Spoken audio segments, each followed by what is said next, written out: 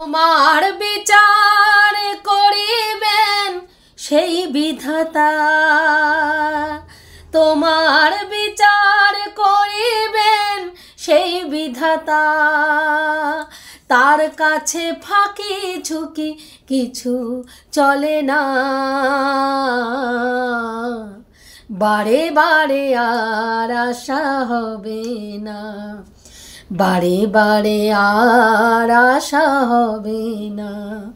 তুমি ভেবেছ কি মনে এই ত্রিভুবনে, ভেবেছ কি মনে এই ত্রিভুবনে, তুমি যাহা করে গেলে কেউ জানে না, বারে বারে আর আশা হবে না, বারে বারে আর আশা হবে না। হ্যালো বন্ধুরা, আমি তনুশ্রী চলে এসেছি একটা নতুন ভিডিও নিয়ে। আর আজকে যাকে নিয়ে কথা বলতে এসেছি সে হচ্ছে নান আদার দেন আমাদের ওয়াইটির স্বনামধন্য সমাজসেবী দিদি এবং তার ভাইকে নিয়ে কথা বলতে এসেছি। তো কালকে তোমরা সবাই জানো যে আমাদের সমাজসেবী দিদি কোথায় গেছিল, বসিরহাট কোর্টে গেছিল। কেন? তার পেছনে একটা আইনের হুড়কো চীনা ঢুকিয়েছে। সেই আইনের হুড়কোটা নিয়ে উনি কাতরাতে কাতরাতে বসিরহাট কোর্টে পৌঁছালেন। কার মাধ্যমে? না, ওনার ভাইকে সঙ্গে নিয়ে উনি বসিরহাট কোর্টে পৌঁছেছেন এবং ভাইয়ের বাইকে চেপে উনি বসিরহাট কোর্ট পর্যন্ত পৌঁছেছেন। দেখুন, উনি ওনার ভাইয়ের বাইকে চেপে বসিরহাট পৌঁছেছেন, কোনো সমস্যা হয়নি। এটা যদি আজকে সুতপা হতো না, দেখতেন আজকে পুরো মানে ওয়াইটি মার্কেট পুরো একেবারে জ্বলে যেত, আগুন লেগে যেত। হ্যাঁ, মানে সুতপাকে একেবারে বাইকে মারাতে মারাতে গেছিল বলা হয়ে যেত এতক্ষণে, বুঝতে পেরেছেন? কিন্তু আজকে দিদি গেছে তো, তাই কোনো রকম ট্যাপ আওয়াজ হয়নি। তো দিদি বাইকে করে গেছেন, এটা কোথা দিয়ে শুনতে পেরেছি? আমাদেরই একজন সহ ক্রিয়েটারের ভিডিও থেকে জানতে পারলাম যে চীনা বাইক মানে আমাদের দিদি বাইকে করে তার দাদা ভাইয়ের বাইকে করে বসিরহাট কোর্ট পর্যন্ত গেছে। কেন? দিদির কালকে ডাক পড়েছে কোর্ট থেকে এবং সেইখানে আইনের হুড়কো গুজেছে, সেইখানে এখন যেতে হবে দিদিকে ক্লারিফিকেশন দেওয়ার জন্য দিদি গেছিল। এবং এই কেসটা কে লড়ছে? না, ভাইয়ের যে হাইকোর্টের উকিল সেই কিন্তু দিদির কেসটাও লড়ছে। এবার এখন দেখো, এটা কিন্তু একটা কথা সত্যি যে দিদির কিন্তু ক্যালমা আছে ভাই, দিদির কিন্তু ক্যালমা আছে। দিদি ভাইকে এমনভাবে মগজ ধোলাই করেছে। দিদি কালকে লাইভে বলছে যে কোন কোন গ্রাউন্ডে তার উপরে কেস করা হয়েছে। কি না, চীনা কি করেছে? চীনা বলেছে যে চীনাকে মেন্টাল হ্যারাসমেন্ট করা হচ্ছে, মানসিকভাবে ট্রমাটাইজ করা হচ্ছে চীনাকে, চীনার নামে মিথ্যা অপবাদ দেওয়া হচ্ছে। দিদি বলছে আমি মিথ্যা অপবাদ দিয়েছি? এত বড় সাহস, এত বড় কথা বলছে ও, মিথ্যা অপবাদ দিয়েছি। ভাবুন ভাবুন, দিদি লাইভে এসে গলাবাজি করছেন, দিদি মিথ্যা অপবাদ দেননি। দিনের পর দিন উনি বলছেন ও তো প্রেগনেন্ট হয়েছিল, এখনো উনি বলছেন ও তো প্রেগনেন্ট হয়েছিল। ওনার কাছে কোনো প্রমাণ আছে? প্রমাণ আছে যে 3 মাসের 6 মাসে চীনা বাড়ির থেকে বেরিয়েছে 9 মাস। এই 9 মাসের মধ্যে 3 মাস চীনা 3 মাস না 3 বার চীনা প্রেগনেন্ট হয়েছে। আবার উনি বলছেন হ্যাঁ আমি তো সত্যিই বলেছি ও তো প্রেগনেন্ট হয়েছিল। তাহলে নিশ্চয়ই দিদি আপনি চিন্তা করছেন কেন? আপনি যখন জানেন যে চীনা 9 মাসের মধ্যে 3 বার প্রেগনেন্ট হয়েছে এবং আপনার কাছে তার মানে যথেষ্ট প্রমাণ রয়েছে, তাহলে আপনার এত চিন্তাগ্রস্ত হওয়ার তো কোনো কারণ নেই, তাই না? আপনি কালকে লাইভে বসে চিৎকার করছেন আমি দেখে নেব, আমি এই করে নেব, আমি হ্যান করেঙ্গা, আমি ত্যান করেঙ্গা, আমি ছিঁড়ে লেঙ্গা আটি বাদেঙ্গা। তা বলছি দিদি, চিৎকার চেঁচামেচি করে তো লাভ নেই। আপনি তো ভয় পান না, আপনি বলেছেন আপনি লড়বেন, কিন্তু আপনি লড়বেন, আপনি নোংরামি করেছেন, আপনি সেই নোংরামি করে রেভিনিউ ইনকাম করেছেন, যথেষ্ট লাভবান হয়েছেন, মোটা মোটা টাকা শুধু ইউটিউব থেকে ইনকাম করেছেন, তাই না?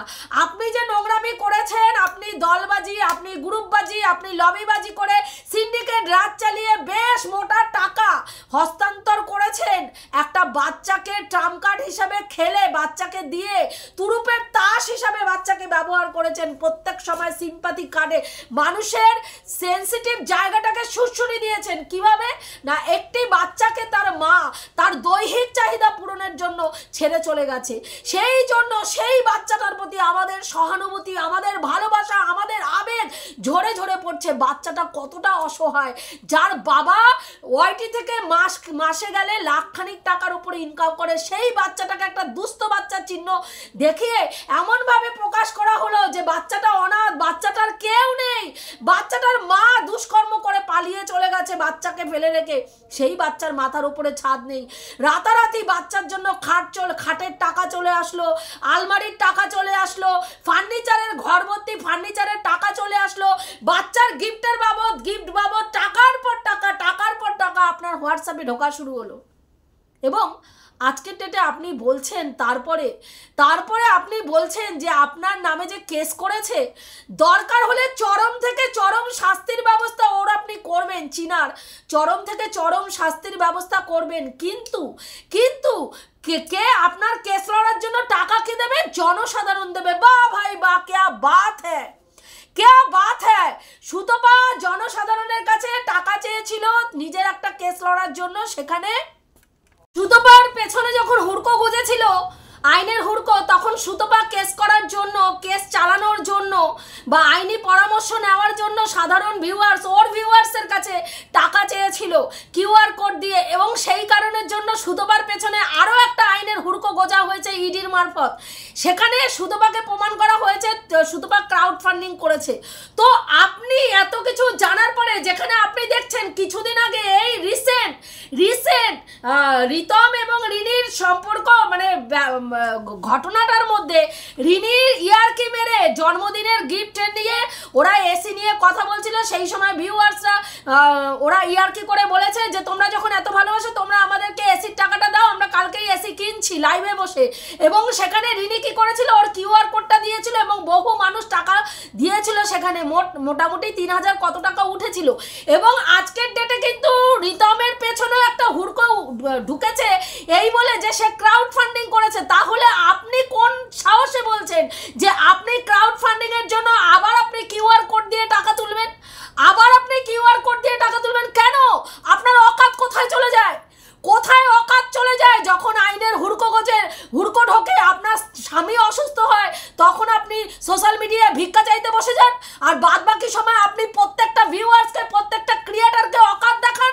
হ্যাঁ, আপনি ব্র্যান্ডেড নাইটি পরেন, আপনি অত দামি চেয়ারে বসে ভিডিও করেন। যোগ্যতা আছে সুতপার ওই দামি চেয়ারে বসে ভিডিও করার? হ্যাঁ, তখন আপনার অকাত কোথায় থাকে? আর যখনই আপনি আইনের হুড়কো আপনার পেছনে গোজে, আপনি ভিউয়ার্সদেরকে রেডি করে রাখেন, তোমরা রেডি থেকো ভাই আমাকে সাহায্য করার জন্য, আমি কিন্তু এবার বিপদে পড়েছি, তোমাদের টাকাতেই আমি এই বিপদ থেকে উদ্ধার হবো। কেন ভাই, আপনার কি ঠেকা নিয়ে বসে রয়েছে নাকি ভিউয়ার্স? আপনার ঠেকা নিয়ে বসে আছে, আপনি নোংরামি করবেন, সোশ্যাল মিডিয়ায় এসে বজ্জাতি করবেন, কোনো বাড়ির মহিলাকে, কোনো বাড়ির মেয়েকে উলঙ্গ করে ওয়াইটির বাজারে বিক্রি করবেন।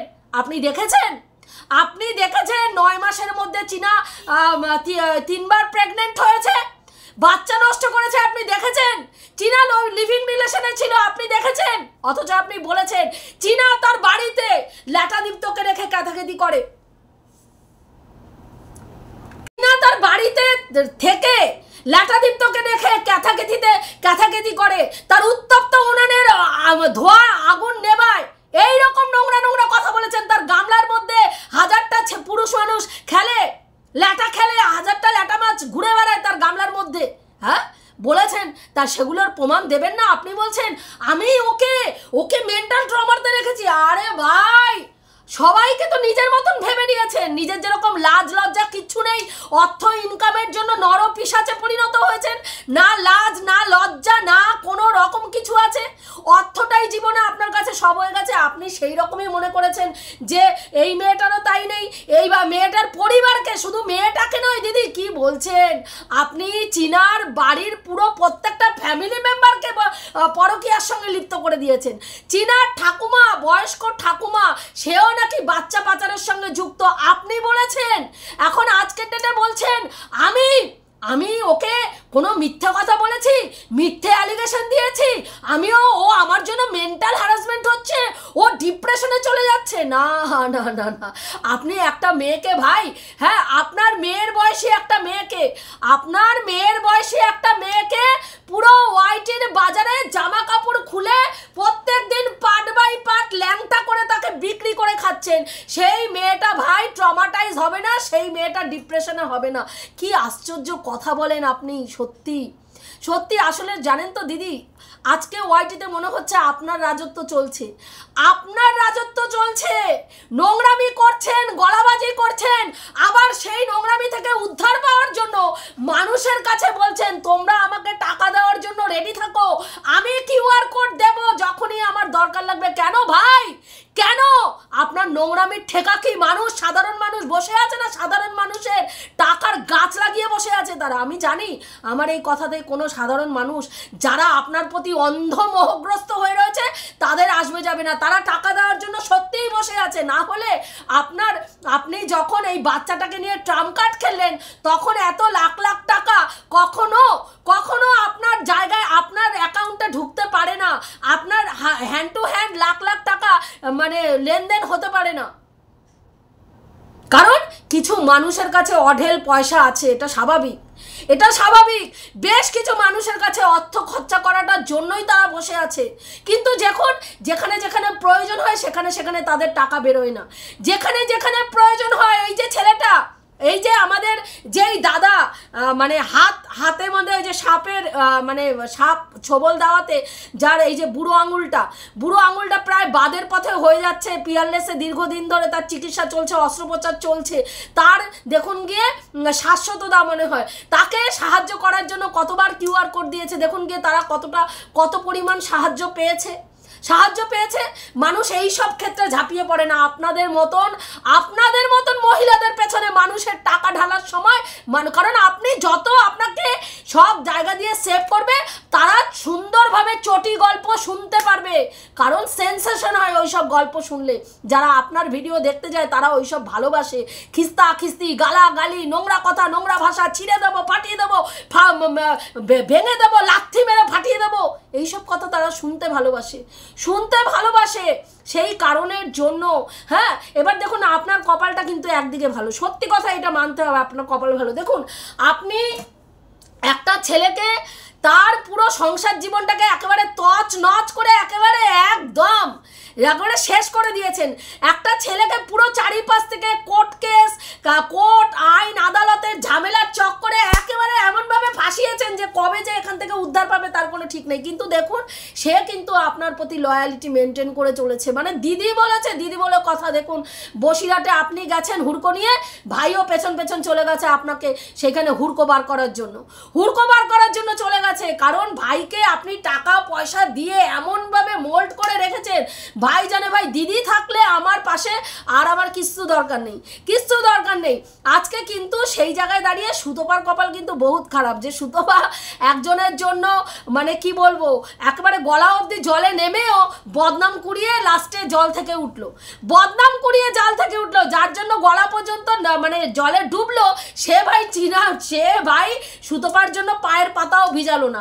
মানে তার বক্তব্য তুমি ভাই তোমার সাথে তুমি চ্যানেল গ্রো করার জন্য তুমি আমাকে নিয়ে ভিডিও করেছো, আমাকে নিয়ে ভিডিও করতে গিয়ে তুমি কেস খেয়েছো, তো কি হয়েছে তাতে আমার কি করব, তুমি কেস খেয়েছো তুমি বোঝো গিয়ে। কিন্তু ভাই কিন্তু সেটা করেনি, ভাই দিদির পাশে থাম্বা হয়ে দাঁড়িয়ে না আমার জন্য দিদি কেস খেয়েছে, আমি কিন্তু ভাইয়ের পাশে ছাড়বো না। দেখুন এই যে কিছুদিন আগে এই কেসটা তোলার জন্য কিন্তু যখন ওদের মিউচুয়ালি ডিভোর্সের কথা হয়েছিল, মিউচুয়ালি ডিভোর্সের জায়গায়ও কিন্তু ভাই একটা টোপ দিয়েছিল যে কেসটা তুলে দিতে হবে তবে কিন্তু মিউচুয়ালি ডিভোর্স হবে। হ্যাঁ, আজকে ভাই তাহলে দিদিকে সেভ করার জন্য কত দূর পর্যন্ত যেতে পারে ভাবুন। এটা কিন্তু মানতে হবে যে মানে লয়ালিটি এই জায়গাটায় কিন্তু টন্ডিপ বজায় রেখেছে। মানে পরচাটামিটা কিন্তু টন্ডিপের ভালো আছে, ঘর চাটামি না থাক পরচাটামিটা কিন্তু দারুণ আছে। মানে ওই যে কিছু পুরুষ মানুষ আছে জানেন, ঘর জ্বালানি পর বুলানি, মানে নিজের বউ ভালো লাগে না, নিজের ঘরের জিনিস ভালো লাগে না, অন্যের বউ ভালো লাগে, অন্যের দিদিটা ভালো লাগে, নিজের দিদি ভালো লাগে না, অন্যের দিদি ভালো মানে পাতানো দিদি ভালো, মানে এর হচ্ছে সেই টাইপের জিনিস। দেখুন অন্যের বউকে ভালো লেগেছে, নিজের বউ ভালো লাগেনি। নিজের বউ বাড়ি ছেড়ে চলে যাওয়ার 2 মাস হতে না হতেই অন্য একজন এসে ঢুকে পড়লো, সে আবার অন্য একজন পুরুষের স্ত্রী, তার সঙ্গে ইন্টুকুলুকুলু নুনটুকুলুকুলু করার জন্য ভাই কিন্তু একেবারে উত্তেজিত হয়ে একদম আসানসোল চলে গেল। আসানসোল চলে গেল, মানে কিছু বলার নেই।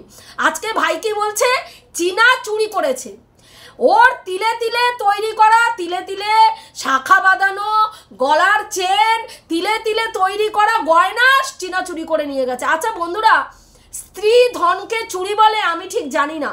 আমি তো জানি একটা মেয়ের শ্বশুর বাড়িতে যা গয়নাগাটি যেগুলো পায়, যেগুলো তার স্ত্রী ধন, সেটার ওপরে তার অধিকার থাকে, আইন তাকে সেই অধিকারটা দেয়, আইন তাকে সেই অধিকারটা দেয়, সেটাকে চুরি বলে বলে আমি জানি না।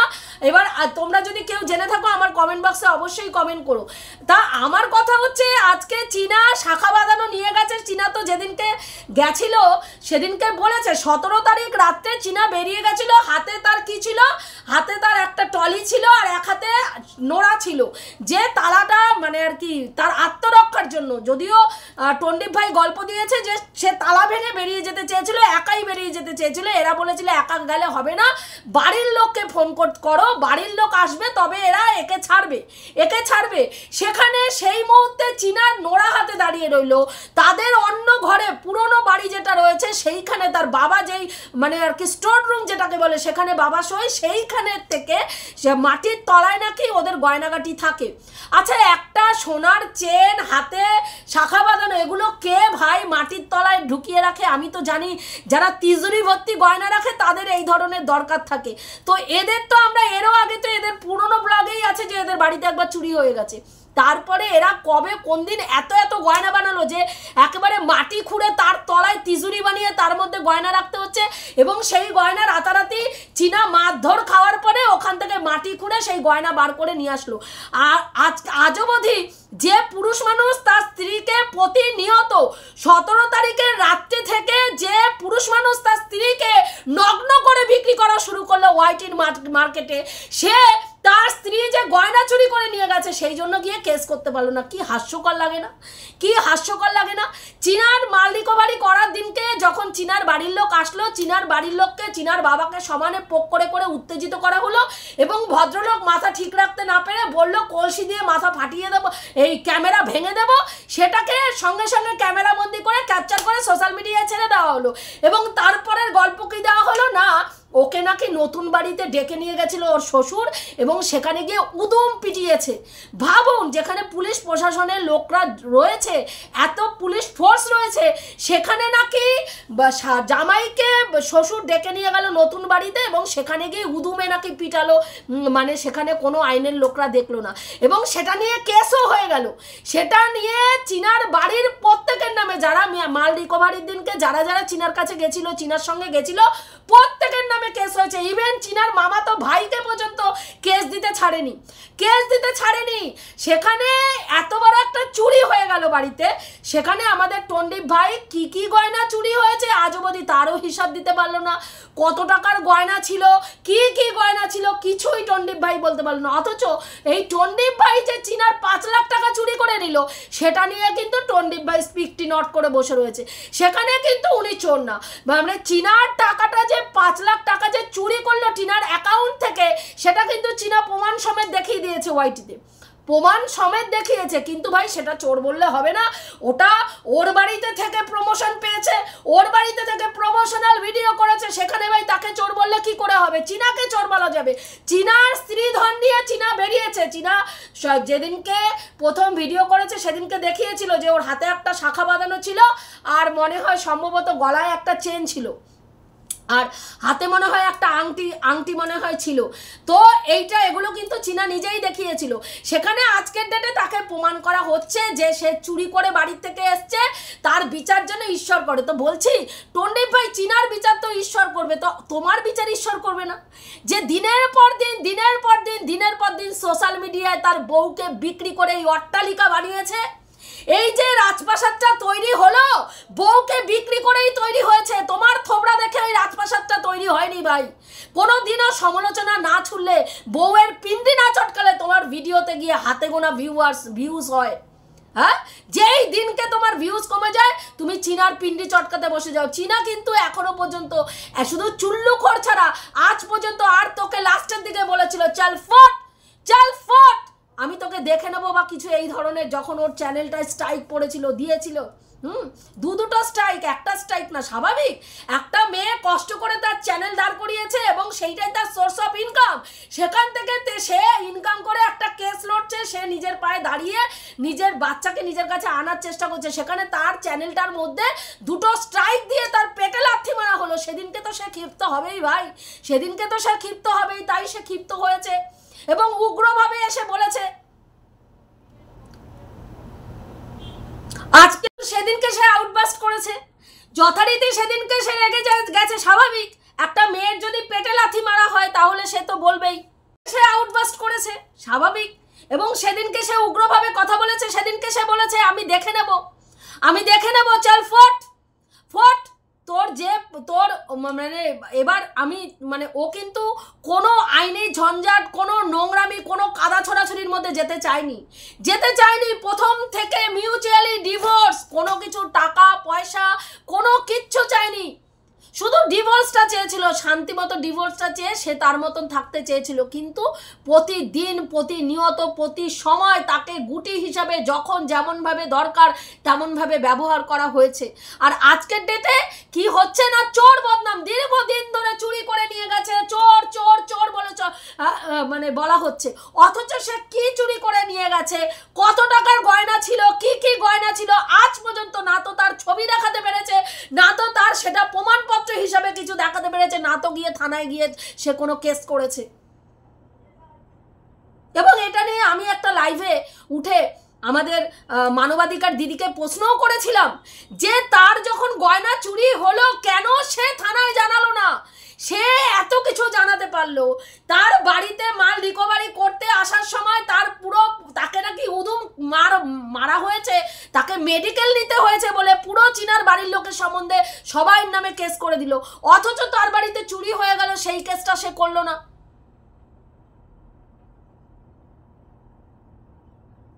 আমার এই পুরুষ মানুষটার মানে মানবীর মানসিকতা এতটা নিকৃষ্ট।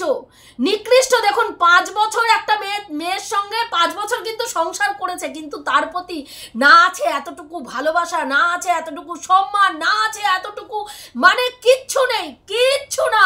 শুধুমাত্র ধান্দা হচ্ছে কি করে মেয়েটার গায়ে কালিমা লিপ্ত করবো আর সুযোগ মতন মেয়েটাকে ভালোভাবে পালিশ করে ওয়াইটিতে এসে বিক্রি করবো ল্যাংটা করে, কি করে তার শরীরের প্রত্যেকটা অংশকে তুলে তুলে ধরবো মানুষের কাছে, দেখো তার বুকের সাইজটা এইরকম। মানে এতটা নিকৃষ্ট মেন্টালিটির একটা পুরুষ মানুষ যে নিজের বাড়িতে আজকে এত টাকা ইনকাম করার পরে নিজের মাকে একটা হাতে সোনার বা শাখা বাঁধানো বাঁধিয়ে দিতে পারে না, একটা সোনার চেন দেওয়ার তার ক্ষমতা নেই, মুরদ নেই, অথচ তার গাড়ি কেনার মুরদ আছে, 3 লাখ টাকা দিয়ে বাইক কেনার মুরদ আছে, অথচ মাকে একটা হাতে পলা বাঁধানো শাখা বাঁধানো করিয়ে দেওয়ার মুরদ নেই। কারণ সেটাও ধান্দায় হয়তো রয়েছে যে এই যে চুরি হয়েছে বলা হচ্ছে না, যাতে কোনো ভিউয়ার্স আর কি মানে কষ্ট পেয়ে যে বাবা ভাইয়ের এত কষ্ট করে বানানো গয়না সব বউ নিয়ে চলে গেছে, এরকম হারামি মেয়ে ছেলে সব গয়না নিয়ে গেছে, ভাইকে একটা সোনার চেন আমি উপহার দিই। আবার কেউ ভাবতে পারে না না আমাদের মাসিমাকে, একটা মাসিমা সারাদিন এত একটা পরিশ্রম করে, একটা শাখা বাঁধানো মাসিমাকে দেওয়াই যায়, মানুষের অডেল পয়সা। তো ওয়াইটিতে এসে দেখছি এক শ্রেণীর মানুষের কাছে প্রচুর পয়সা, তারা ওয়াইটিতে বড় বড় ব্লগারদের, আপনি কিন্তু ভাববেন না গরিবদের, একদম ভুল করবেন না, বড় বড় ব্লগারদের যারা মাস গেলে 1 লাখ 2 লাখ ইনকাম করে, সেই সব মানুষদেরকে দেওয়ার জন্য কিছু কিছু ভিউয়ার্সরা হা করে বসে আছে, কখন মুখটা একটুখানি করবে আর এরা টপাস করে গিয়ে একদম লাখ লাখ টাকা তাদের অ্যাকাউন্টে একেবারে ঢুকিয়ে দেবে। এটুকুই বলার ছিল বন্ধুরা। আমি যে কথাগুলো বললাম ঠিক করলাম কি ভুল বললাম অতি অবশ্যই কমেন্ট করে জানিও। 5 বছরে চীনার প্রাপ্তির মানে সোমবারে হ্যাঁ চীনার ঝুলিতে অনেক কিছু প্রাপ্তিযোগ ঘটেছে। এই প্রাপ্তিযোগটা বাকি ছিল, এটাও পরিপূর্ণ হয়ে গেল। দেখুন এরপরে প্রেগনেন্সি প্রাপ্তিযোগ চীনার হয়ে গেছে, 9 মাসে 3 বার প্রেগনেন্ট হয়ে গেছে। চীনা লিভিং রিলেশনে থাকে বিশাল বড় প্রাপ্তিযোগ। চীনা ওর নাম কি বলে, এই ছেলেটার সঙ্গে, এই ল্যাটাদীপ্তের সঙ্গে বিয়ে করেছে, সেখানে কোনো একটা মন্দিরে গিয়ে বিয়ে করেছে। চীনার এই বিয়েটা সেকেন্ড বিয়ে। শুনুন, চীনার এই বিয়েটা সেকেন্ড বিয়ে। চীনা আগে নাকি বিয়ে করে তারপরে এই পুরুষটাকে বিয়ে করেছে, অথচ 6 মাস এই ছেলেটি বিয়ে করার আগে 6 মাস সম্পর্কে ছিল। হ্যাঁ, চীনার সঙ্গে সম্বন্ধ দেখার সাথে সাথেই কিন্তু বিয়ে হয়নি। চীনার সঙ্গে সম্বন্ধ দেখার পরে 5 দিন চীনা ওই বাড়িতে ছিল। চীনাকে উল্টে পাল্টে সোজা করে শুইয়ে দাঁড় করিয়ে সব রকম ভাবে টেস্ট করা হয়ে গেছে, তারপরেও 6 মাস কাটানোর পরে গিয়ে বিয়ে করেছে। তাও আমাদের ভাই জানতেই পারেনি যে চীনার আগে একটা বিয়ে ছিল। ভাবুন চীনার আগে একটা বিয়ে ছিল, এটা চীনার সেকেন্ড ম্যারেজ, এবং আজকের ডেটে সেটাও চীনাকে প্রমাণ করতে হচ্ছে। এগুলো প্রাপ্তিযোগ ভাই। 5 বছর সংসার জীবন পালন করেছে, এগুলো তো প্রাপ্তিযোগে হবে। প্রাপ্তিযোগের ঘোড়াতে দেখুন আরো কত কিছু ঢুকবে, আরো কত কেস ঢুকবে, কত অ্যালিগেশন ঢুকবে, একটার পর একটা অ্যালিগেশন ঢুকবে চীনার মানে ঝুলির মধ্যে। রাখছি, দেখা হবে নেক্সট ভিডিওতে। প্রত্যেকে ভালো থেকো, তনুশ্রীদির পাশে থেকো।